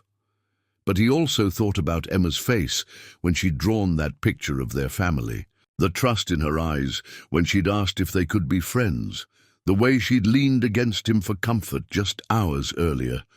"What do I need to do?" he asked. The next 24 hours passed in a blur of phone calls, paperwork, and preparation. Samuel contacted Emma's teacher to explain that she might be absent for several days due to family circumstances. He cleaned his house more thoroughly than it had been cleaned since Martha's death, prepared the spare bedroom that had once belonged to Rebecca, and tried to imagine explaining foster care regulations to his Amish neighbors. Most difficult of all, he had to decide when and how to tell Emma what was about to happen. She deserved to know the truth, but the revelation would shatter everything she thought she understood about her life. Samuel chose to tell her during their usual afternoon at the farm, in the kitchen where they'd shared so many quiet conversations over mending and cooking lessons. Emma was practicing embroidery stitches on a piece of muslin, her tongue poking out slightly in concentration as she worked. "Emma," Samuel said gently, "remember the secret you shared with me yesterday? About Diane being your aunt instead of your mother?" Emma looked up, immediately sensing the seriousness in his tone. "Did I get in trouble? I wasn't supposed to tell anyone." "You're not in trouble, child. But I need to share some information with you that might be difficult to hear." As carefully as he could, Samuel explained what he'd discovered, that her grandparents had been searching for her, that Diane had taken her away without permission, that there was money that should have been used for her care. He watched Emma's face cycle through confusion, hope, fear, and something that might have been relief. "My grandparents really want me?" she asked in a small voice. "Very much. They've never stopped looking for you." Emma was quiet for several minutes, processing information that was clearly overwhelming. When she spoke again, her voice held a maturity that broke Samuel's heart. "If they want me and they can take care of me properly, then I should go live with them, shouldn't I? Even if it means leaving you? Emma, what you should do is whatever makes you feel safe and loved," Samuel said carefully. "But yes, I think your grandparents can give you opportunities and security that neither Diane nor I could provide." "Will I be in trouble for living with Diane when I wasn't supposed to?" "No, sweetheart. None of this is your fault. You were a little girl doing what the adults around you told you to do." That evening, Robert and Helen Morrison arrived in Meadowbrook, and Samuel met them at their hotel. The reunion that followed was one of the most emotionally overwhelming experiences of Samuel's life. Helen Morrison was an elegant woman in her 70s, with Emma's brown eyes and delicate features, while Robert was a distinguished man whose formal bearing couldn't hide his desperate love for his lost granddaughter. "We can never thank you enough," Helen said through tears, after Samuel had explained his relationship with Emma. When we think about what might have happened if you hadn't been there to help her. She's a remarkable child, Samuel replied. You raised her parents well, and they raised her well. That goodness survived everything she's been through. We want her to come home with us immediately, Robert said. Our lawyer says we can file for emergency custody, expose Diane's fraud, get Emma back where she belongs. Samuel nodded, understanding their urgency, but also dreading the goodbye that was approaching so quickly. Emma knows the truth now. She wants to be with you, but she's also frightened of so much change happening at once. Helen hesitated, then continued bravely. Could you be with her when we tell her we're here? Help make the transition easier? We don't want to traumatize her any further. Samuel agreed, knowing that facilitating Emma's reunion with her grandparents might be both the most important and most painful thing he'd ever done. Tomorrow, he would help the child he'd come to love like his own granddaughter take the first steps toward the life her parents had intended for her, a life that wouldn't include regular visits to a quiet Amish farm or afternoon lessons in sewing and animal care. But first, tonight, he would pray for the strength to let her go with grace and love, knowing that sometimes the greatest gift you could give someone was the freedom to embrace the future they deserved. The next morning brought chaos that Samuel could never have anticipated. He was preparing breakfast for Emma's usual visit when his new cell phone rang with an urgent call from Attorney Chen. Mr. Yoder, we have a problem. Chen's voice was tense with worry. I just received a call from Child Protective Services. Someone reported that Emma Morrison has been missing from her registered address for 2 days. Diane Walsh filed a missing child report yesterday evening. Samuel felt his blood turn to ice. But Emma hasn't been missing. She's been staying with me, just like always. That's not how Diane Walsh presented it to authorities. She claims you took Emma without permission and are refusing to return her. There's a BOLO alert out for both of you. They're treating this as a potential kidnapping. The irony was staggering. Diane, who had actually kidnapped Emma 2 years ago, was now accusing Samuel of the same crime for protecting the child. Samuel realized with growing horror that Diane had somehow learned about his investigation and was making a desperate move to maintain control. What should I do? Samuel asked, looking out the window where Emma was approaching across the frost-covered field, her school backpack bouncing against her small frame. Bring Emma to the police station immediately, Chen advised. Don't let this look like you're running or hiding. We need to get ahead of this before it becomes an even bigger mess. Samuel met Emma at the door, seeing immediately that something was wrong. Her eyes were red from crying, and she clutched her backpack with white-knuckled desperation. Samuel, she said, her voice barely above a whisper. Diane says I can't see you anymore. She says you're in trouble with the police because of me. Samuel knelt to her level, his heart breaking at the fear in her expression. Emma, there are some grown-up problems happening right now that aren't your fault, but I need you to trust me, and I need you to be very brave. Are you going to jail? Emma asked, the question coming out as a sob. I hope not, child. But we need to go talk to some people who can help sort out the truth. Your grandparents, your real grandparents, are waiting to meet you. Emma's eyes widened with a mixture of hope and terror. They're really here. They really want to see me. They've been looking for you for 2 years, Samuel confirmed. They love you very much, and they want to take you home where you belong. As Samuel and Emma drove toward town with John Patterson, the gravity of the situation became clear. Police. Cars were parked outside the house on Elm Street, and Samuel could see officers taking statements from neighbors. Diane Walsh stood on her front porch, gesticulating wildly as she spoke to a detective, her performance clearly intended to portray herself as a desperate mother whose child had been stolen. She looks really mad, Emma observed, shrinking down. In her seat as they passed the scene, People sometimes act angry when they're actually scared, Samuel explained carefully. Diane knows she's been lying about important things, and now she's frightened about the consequences. At the police station, Samuel was relieved to find Attorney Chen waiting with Robert and Helen Morrison. The reunion between Emma and her grandparents was everything Samuel had hoped it would be, tearful, joyous, and filled with the kind of love that transcends years of separation. "Emma, sweetheart," Helen Morrison said, kneeling to embrace her granddaughter, "we've missed you so much. We've been looking everywhere for you." "Diane said you didn't want me anymore," Emma said through her tears. She said, "Taking care of kids was too hard for grandparents." "Oh, darling girl," Robert Morrison said, his voice thick with emotion, "we never stopped wanting you. Not for one single day. We've been searching and searching, hoping and praying we'd find you safe." Detective Maria Santos, who was handling the case, watched this reunion with the experienced eye of someone who'd seen too many family tragedies. When she interviewed Samuel, her questions were thorough but not accusatory. It was clear that Emma's obvious affection for him and her grandparents' gratitude were painting a very different picture than Diane's frantic accusations. "Mr. Yoder," Detective Santos said, "can you explain how you came to be caring for Emma Morrison?"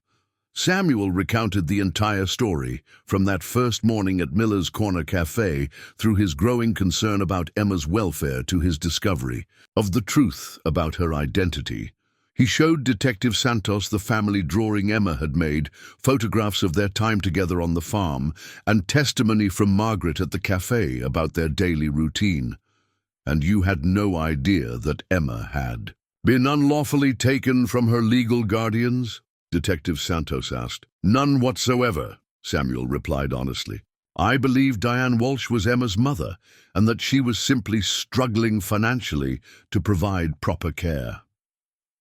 Meanwhile, in another room, Emma was being interviewed by a specially trained child welfare specialist.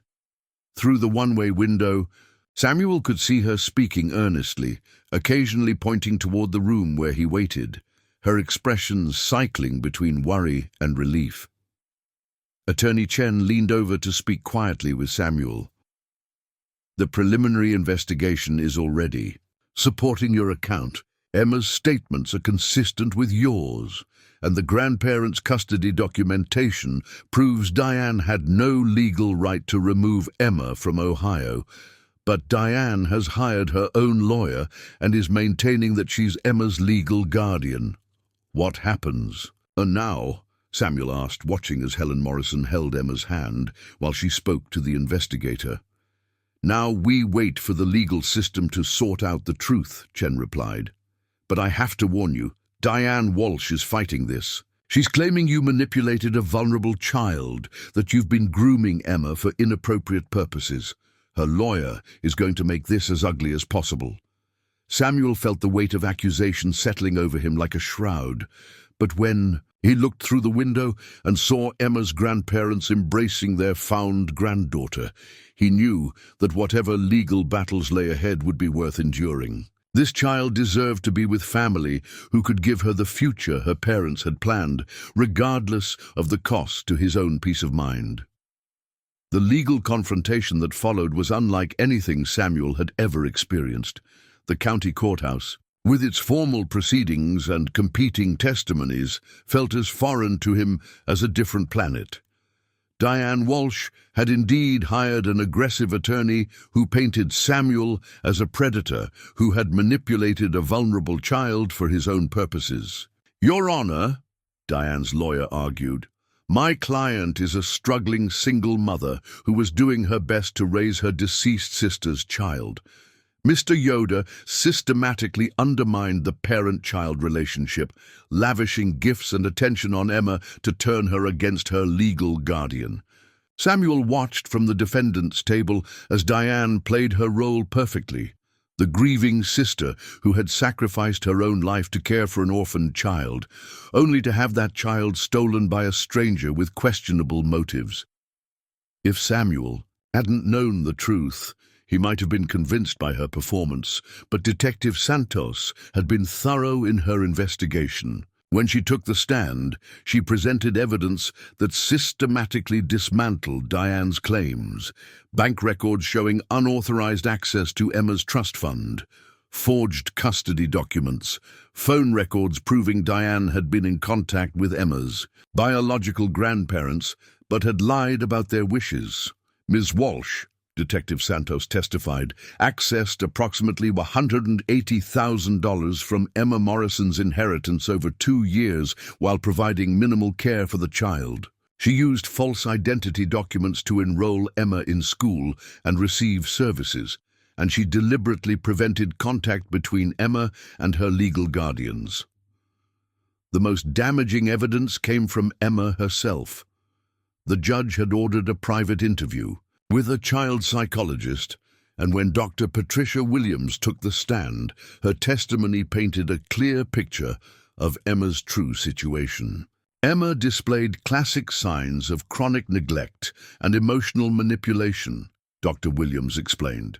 She described regular hunger, inadequate clothing, irregular school attendance, and isolation from peer relationships. Most significantly, she showed no signs of trauma or inappropriate contact with Mr. Yoder. Instead, she spoke of him with genuine affection and described their relationship in terms of safety, consistency, and appropriate adult guidance. Samuel's heart swelled with relief, but the most powerful moment came when Judge Rebecca Martinez asked to speak privately with Emma. The little girl was brought into chambers, and through an intercom system, the courtroom could hear her clear, honest voice answering questions about her experiences. "Did Mr. Samuel ever touch you in ways that made you uncomfortable?" Judge Martinez asked gently. "No," Emma replied firmly. "He taught me to sew and how to take care of horses, and he made me breakfast when I was hungry. He never did anything scary or bad. How do you feel about the possibility of living with your grandparents in Ohio?" Emma's voice grew excited. "I remember them. They have a big house, and Grandma makes cookies, and Grandpa taught me checkers. Diane said they didn't want me anymore, but that wasn't true, was it?" "No, sweetheart," Judge Martinez confirmed. "That wasn't true at all." The most crucial evidence, however, came from an unexpected source. Among Emma's possessions, investigators had found a photograph tucked into her school backpack, her real parents' wedding picture, which she'd somehow managed to keep hidden from Diane for 2 years. The photograph proved Emma's true identity, beyond any doubt, and demonstrated that she had never forgotten her real family, despite Diane's attempts to erase that connection. When Robert Morrison took the stand, his testimony was both heartbreaking and compelling. He described the 2-year search for Emma, the private investigators, the false leads, the sleepless nights wondering if their granddaughter was safe. He also spoke about Emma's inheritance, the college fund, the trust established by her parents, the careful financial planning that should have ensured Emma's future. "We never wanted anything but to love and care for Emma," Robert said, his voice breaking. "She's all we have left of our son and daughter-in-law. Every day she was missing was a day we feared we might never see her again." Helen Morrison's testimony was equally powerful. She brought photo albums showing Emma's early childhood, evidence of the close relationship they'd shared before the tragedy, documentation of the attempts to maintain contact that Diane had blocked. "Emma was the light of our lives," Helen said, through tears. "James and Sarah specifically chose us as guardians in their will because they knew how much we loved her. To discover she'd been suffering while we desperately searched for her, it's been devastating." The judge's decision when it came was swift and definitive. Diane Walsh was immediately arrested on charges of kidnapping, fraud, and child endangerment. Emergency custody was granted to Robert and Helen Morrison, with arrangements made for Emma to return to Ohio within the week. But Judge Martinez also made a special accommodation that surprised everyone in the courtroom. "It's clear that Mr. Yoder acted with pure motives and provided crucial support during a critical time in Emma's life," she said. The court recognizes the important role he has played and grants permission for continued contact between Emma and Mr. Yoder, subject to the grandparents' approval. Robert Morrison stood immediately. "Your Honor, we would be honored to have Mr. Yoder remain part of Emma's life. He protected our granddaughter when we couldn't, and we'll be forever grateful."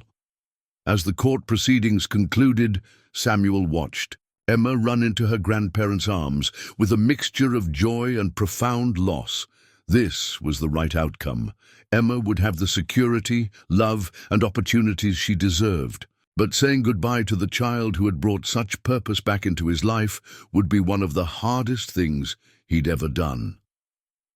Emma looked up from her grandparents' embrace and caught Samuel's eye across the courtroom.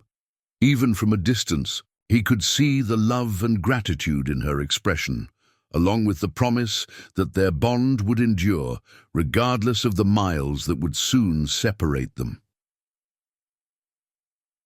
6 months later, Samuel sat in his familiar booth at Miller's Corner Café, holding a letter that had arrived that morning. The envelope bore Emma's careful handwriting, and inside was a photograph that made his heart sing.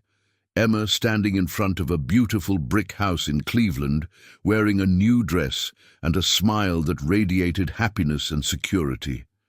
"Dear Samuel," the letter read, "Grandma and Grandpa say I can visit you this summer for a whole week. I'm learning to ride a real bike, and I'm in an advanced reading group at my new school.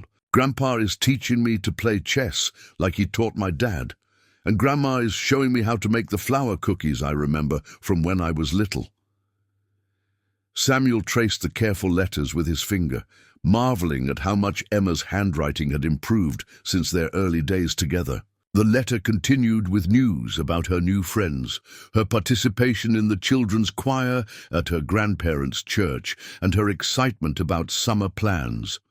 "I miss helping with the farm chores and our sewing lessons," Emma had written. "Grandma bought me a sewing kit just like yours, and I'm making a quilt square to bring you when I visit. I hope Buttercup remembers me.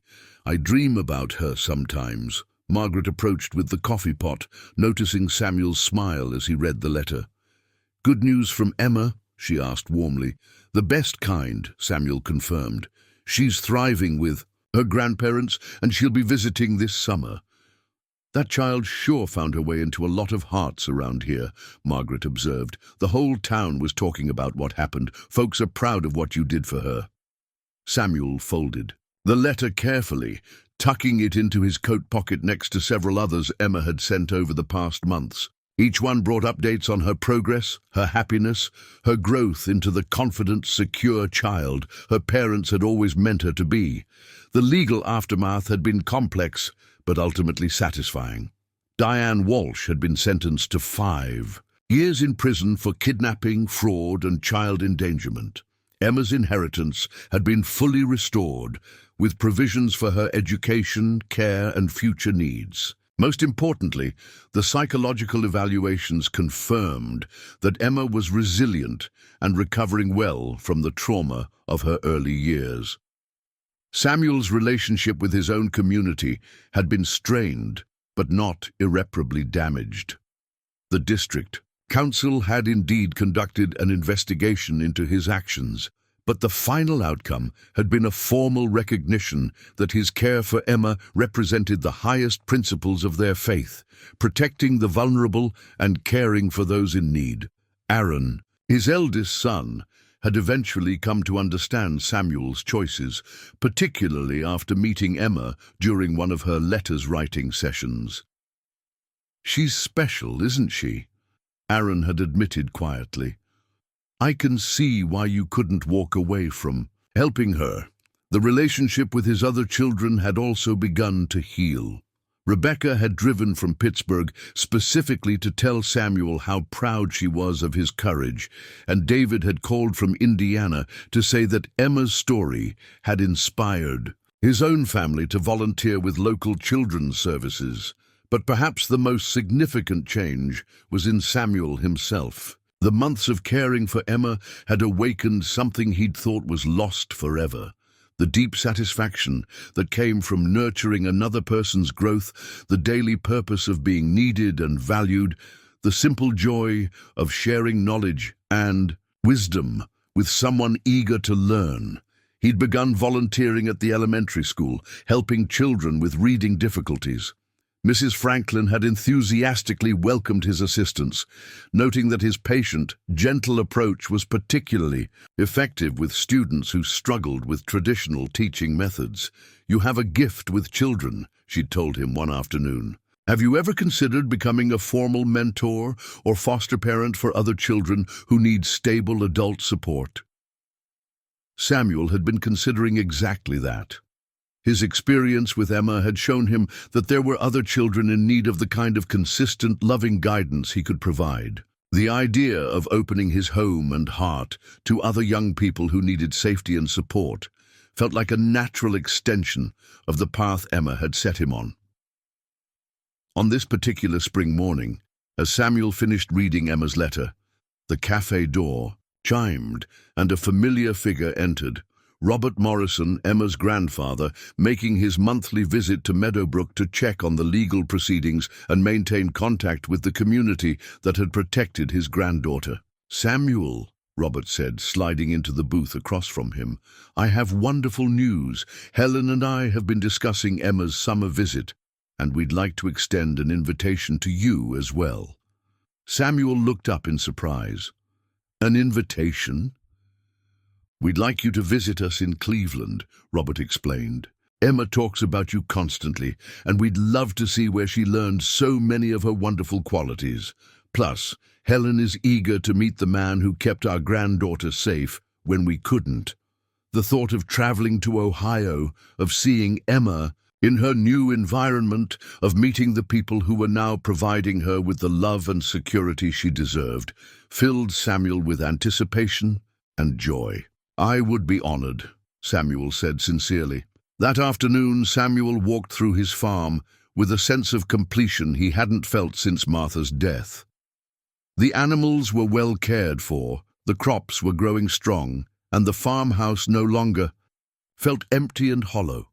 Emma's drawing still sat prominently on the kitchen table, and her sewing practice pieces hung carefully preserved in the spare bedroom that would always be ready for her visits. As evening settled over the Pennsylvania countryside, Samuel sat on his front porch and wrote a reply to Emma's letter. He told her about the spring lambs that had been born, about the new flowers blooming in Martha's garden, about his excitement for her summer visit and the plans they could make together. But most importantly, he told her how proud he was of the young lady she was becoming. How grateful he was for the day she'd walked into Miller's Corner Café with her handful of coins and her brave heart, and how their friendship had taught him that family wasn't just about blood relations. It was about choosing to love and care for each other through all of life's challenges and joys. Some stories end with dramatic conclusions, but the best ones continue quietly in changed hearts, strengthened relationships, and the ripple effects of love shared without conditions. As Samuel sealed his letter to Emma, he understood that their story wasn't ending. It was simply growing into something even more beautiful